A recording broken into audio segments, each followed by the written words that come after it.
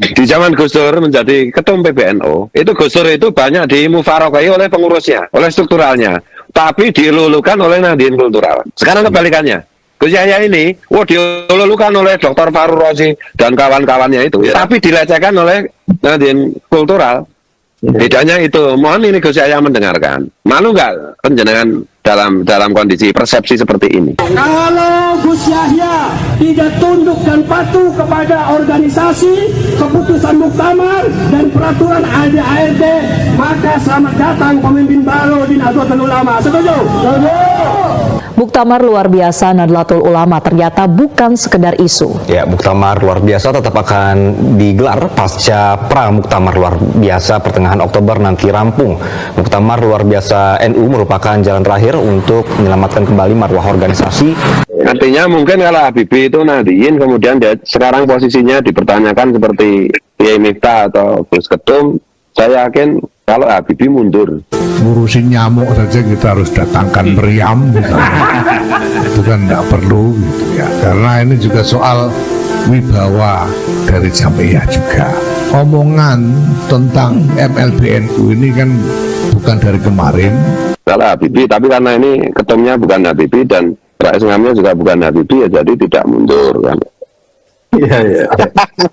Ini mohon maaf loh, ini perbandingan saja, perbandingan saja yang tidak harus dipikirkan. Tapi kalau banyak teman-teman yang tersinggung, saya mohon maaf sebesar-besarnya. Kalau saya sih tidak ada masalah, sampean kritik bahkan sampean bully sampean apa, tidak ada masalah. Sampean suruh turun dari oleh Islam, sekarang saya turun. Tapi yang terpenting buat kita adalah bagaimana memelihara hubungan dengan masyarakat kultural NU, itu lebih penting. Kalau kemarin tuh kita pikir hanya Miftahul Ahyar yang jadi bulan-bulanan gitu ya. Dan sekarang setelah adanya pemecatan Kiai Iman ini, saya juga kena sampurnya juga, kena batunya juga. Jadi pemecatan itu memang real, ada pemecatan? Tidak ada berupa pemecatan, hanya SK baru yang tidak menyantumkan nama saya. Tetap berlapang dada gitu? Jadi kalau masalah saya di resapel itu, kita ketika diangkat juga tidak mengajukan diri, ya ketika di resapel ya udah salah.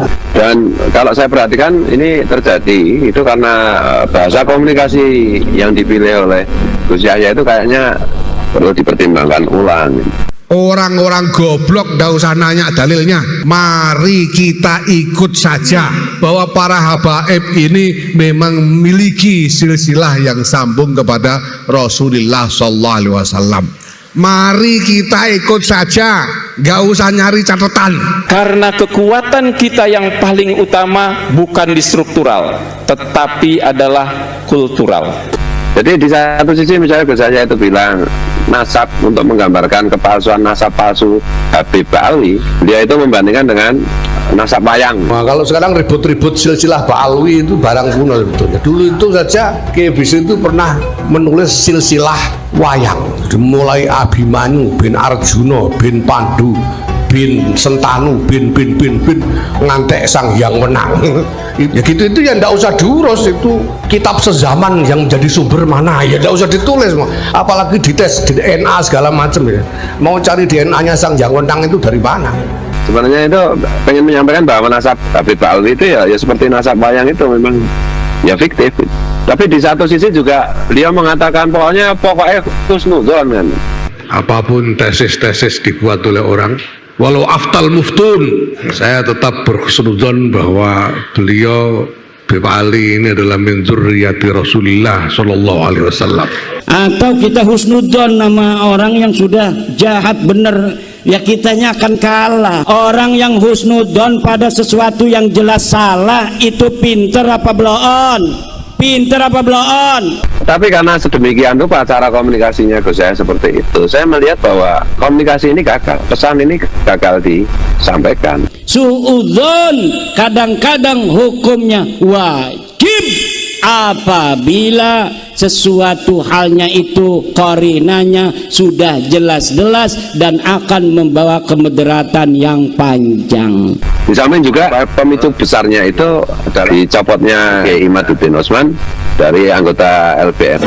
PBNU itu tidak salah, mungkin ada sebuah tujuan organisasi strategis apabila saya tidak ada dalam kepengurusan LPM untuk saat ini. Apa cara berpikirnya kok membahayakan NU? Nah, dalam desakan seperti itu tentu saja di samping apa itu lobby-lobby kepentingan yang lain, nah, saya lihat sudah komunikasinya nggak nyambung, ya langkahnya pun pasti blunder gitu. Mengajak-ngajak orang untuk ikut demi agama, padahal yang ngajak ini sebetulnya mencari dunia. Bagaimana supaya kita tahu apa pengakuan itu benar salah? Kita verifikasi. Kalau dia ngaku turunan Nabi, kita lihat di kitab-kitab nasab. Kan dari zaman dulu kitab nasab keturunan Nabi dicatat mulai abad kedua Hijriyah, abad ketiga Hijriyah, abad keempat Hijriyah, abad kelima Hijriyah, keenam Hijriyah, ketujuh Hijriyah, kedelapan Hijriyah. Itu seluruh keturunan Nabi dicatat. Nah, sekarang ketika Habib itu ketahuan bohongnya, ketahuan nasab palsunya, kemudian yang membongkar itu adalah Kiai Imad dan teman-teman tentu saja. Yang Kiai Imad itu salah seorang dari pengurus struktural PBNU. Kalau sudah begitu bagaimana tanggapannya dengan secara pribadi? Ya enggak apa-apa, biasa aja. Enggak, kalau bagi saya itu adalah strategi PBNU untuk mencapai tujuan strategis organisasi saja. Saya husnudon. Nah, kalau husnudon bab ini boleh. Tapi husnudon bab nasab yang sudah jelas putus itu enggak boleh. Dosa durhaka hukumnya. Nah, PBNU itu lebih berpihak kepada pengurus struktural PBNU yang dari kelompok Habib, yang jelas-jelas itu menimbulkan masalah. Selama ini saja udah menjadikan NU sebagai bemper. PBNU dianggap belani habaib, menjadi jongosnya habaib, menjadi budaknya, menjadi anunya Mbak Alawi. Kita tidak bela Mbak Alawi. Kasusnya kan dengan individualnya, dengan Habib A, Habib E, Habib ini. Ya Habib ini saja yang garap. Makanya mulai siki wis PWI lah hajar rahmahan. Hajar besileh. Siap. Kalau rahmah-rahmahan kerunya-kerunyaan suwe-suwe ngelunjak iku wong. Jorogaken besi. Dan di sisi lain mereka berbagi tugas seperti Rizik Syihab itu dengan mulut busuknya menghina Gus Dur misalnya, apa itu Faisal Assegaf misalnya, mulut najis Munggoladonya menghina Mbak Hasim ya. Tiba-tiba ada kebijakan PBNU yang berujung pada pemecatan Kiai Imad. Kenapa kok yang salah ini Habibnya, orangnya, kok klannya atau organisasinya ini yang digarap? Berarti memang sudah punya tujuan untuk mengaburkan. Gak usah bahas-bahas nasab, gak usah. Gimana nih? Ini harus dilindungi. Loh, kok melindungi perampok sih? Yang lemah itu, kalau Gus Dur itu kan melindungi yang lemah. Loh, ini nggak lemah ini. Katanya mereka keturunan Ahmad bin Isa, keturunan baginda Nabi. Dari Ahmad bin Isa yang punya anak namanya Ubed. Saya cari Ahmad bin Isa ada di kitab-kitab, tapi anaknya cuma 3, Muhammad, Ali, Husain. Nggak ada yang namanya Ubed. Imam Ubaidillah yang sekarang difitnah sebagai sebuah sosok yang tidak pernah ada. Ubaidillah adalah fiktif karena tawaduknya Imam tidak mau disebut Abdullah, tidak mau, karena padahal orangnya al-alim, al-bari, masya Allah ya. Tapi sekarang jadi bulan-bulanan di Indonesia ini. Maka pengakuan para habaib ini tertolak, bohong, pengakuannya dusta. Kita tanpa Imam Ubaidillah, tanpa Alawiyah, Bani Alawi, mungkin kita tidak tahu apa. Sumber-sumber keilmuan kita banyak karena jasa-jasa para ulama Alawiyin. Karena saya sudah membatalkan nasab Ba'lawi, Bu, berdasarkan penelitian ilmiah saya. Ba'lawi, Habib-Habib ini yang ngaku keturunan Nabi tidak terbukti sebagai keturunan Nabi besar Muhammad Sallallahu Alaihi Wasallam. Pengakuan mereka tidak terkonfirmasi. Kitab-kitab nasab di abad keempat, 5, 6, 7, 8.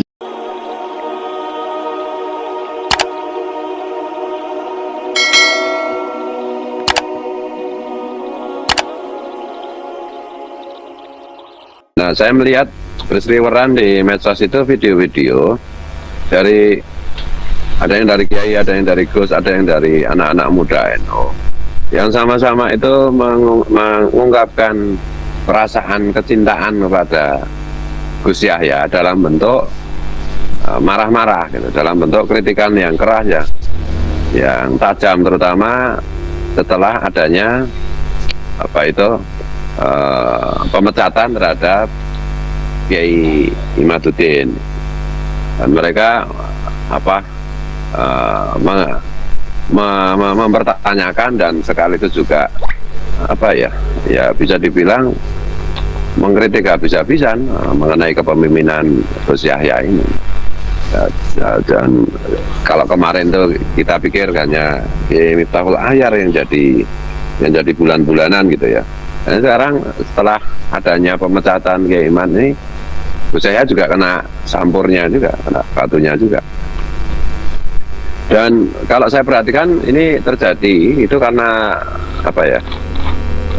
bahasa komunikasi yang dipilih oleh Gus Yahya itu kayaknya perlu dipertimbangkan ulang. Saya sendiri itu kadang-kadang kan kalau baca komentar netizen sekarang PBNU itu terlalu politis macam-macam. Padahal saya kan nggak terlalu lihat itulah. Nggak bagi saya nggak ya biasa aja lah PBNU sejak dulu ya begitulah. Cuma setelah saya pikir-pikir itu apa sih yang dirasakan netizen kok katanya Gus Yahya itu PBNU dalam kepemimpinan Gus Yahya itu sangat politis gitu. Itu saya pikir-pikir itu ini cuma aja bahasa pilihan bahasa komunikasinya.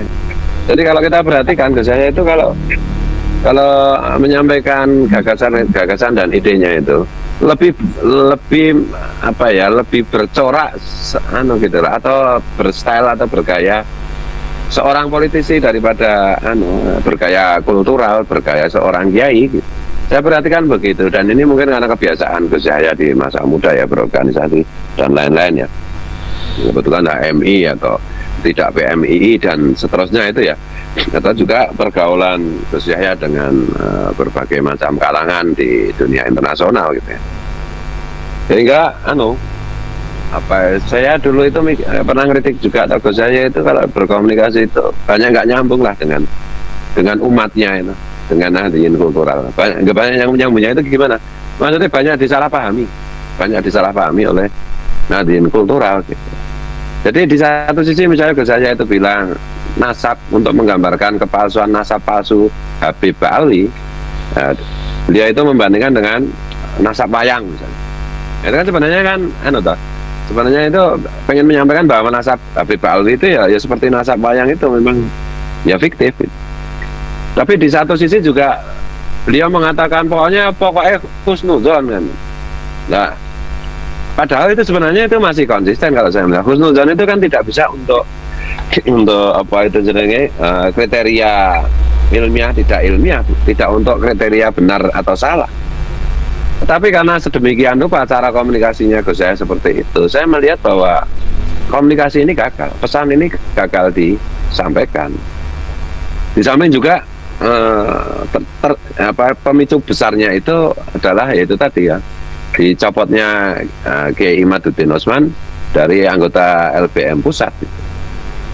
Dan faktor berikutnya ya karena mungkin ya Gus Yahya kan kemarin juga mengambil beberapa temannya seperti Mas Dr. Najib Aska, dosen UGM itu yang tidak punya tradisi NU yang kuat, tetapi sebagai akademisi, sebagai pemikir luar biasa hebat dan jadikan masuk ke pengurusan.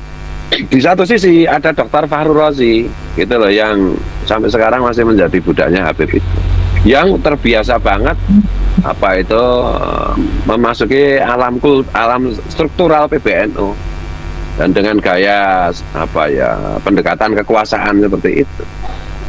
Nah, orang-orang baik seperti Dr. Najib Aska yang di endorse masuk ke PBNU oleh Gus Yahya, tapi karena dia tidak ada kebiasaan atau tidak terbiasa masuk ke struktural PBNU, tentu saja tidak bisa memberikan masukan-masukan yang di luar kompetensi bidangnya gitu. Sementara seperti Dr. Fahru Razi yang udah belusukan di dunia struktural PBNU sekian lama, dengan membawa cara berpikir dan keberpihakan yang menurut saya membahayakan nasib NO itu lebih luas di dalam berkomunikasi dengan misalnya dengan Rais Ngam, dengan ketua umum.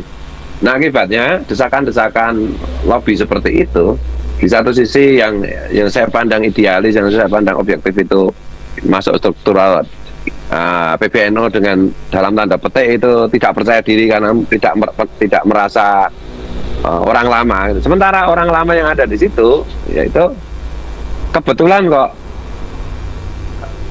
cara berpikirnya kok membahayakan NU. Nah, dalam desakan seperti itu tentu saja di samping itu lobby-lobby kepentingan yang lain.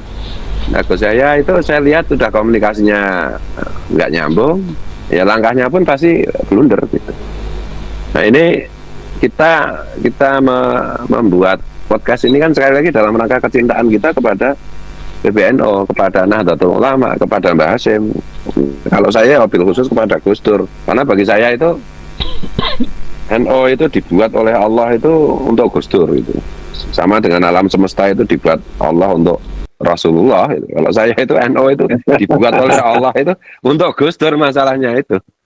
Dan ya untuk sementara gitu aja dulu supaya tidak terlalu banyak.